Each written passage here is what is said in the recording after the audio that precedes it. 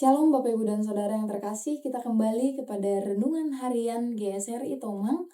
Dan sebelum kita merenungkan firman Tuhan, mari kita bersatu di dalam doa, meminta pertolongan Roh Kudus yang menolong kita untuk mengerti firman. Mari kita berdoa.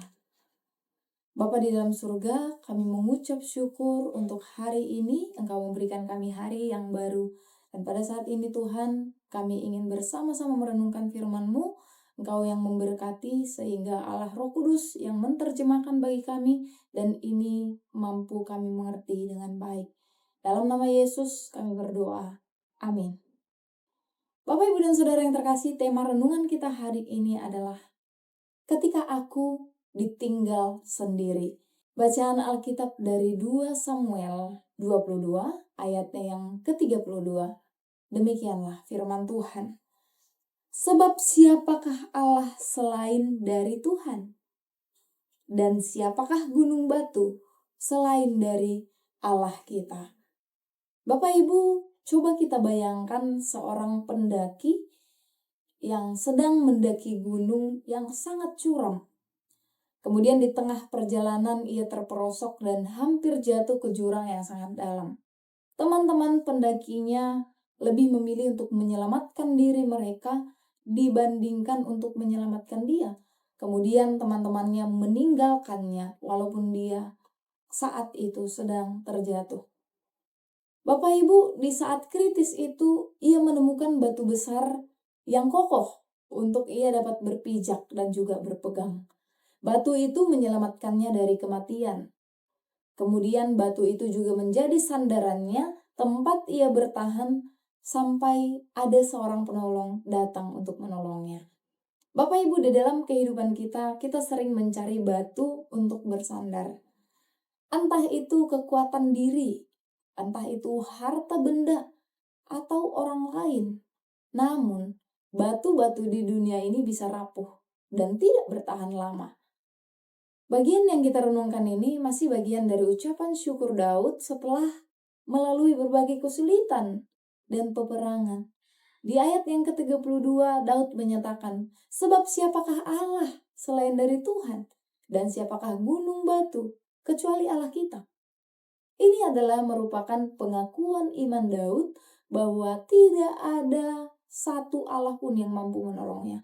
Daud menegaskan bahwa tidak ada Allah yang lain yang layak disembah. Ini adalah pengakuan yang lahir dari pengalaman hidup Daud bersama dengan Tuhan. Dalam konteks Ibrani, gunung batu adalah lambang perlindungan, lambang kestabilan, dan kekuatan yang tidak tergoyahkan. Tuhan adalah gunung batu yang tidak dapat dipindahkan. Artinya, tidak ada Allah lain yang menjadi perlindungan selain Allah itu sendiri. Daud tidak membandingkan Tuhan dengan Allah-Allah yang lain, tetapi ia hendak menegaskan bahwa hanya Tuhan yang layak dipercaya dan tidak ada alternatif lain. Bapak, Ibu, dan Saudara yang terkasih, di dalam perjalanan hidup kita seringkali mencari manusia sebagai sandaran.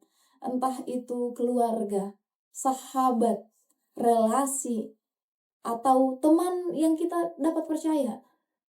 Kita menempatkan kebahagiaan kita kepada kesediaan manusia untuk menolong kita. Namun hari ini, firman Tuhan hendak mengingatkan kita.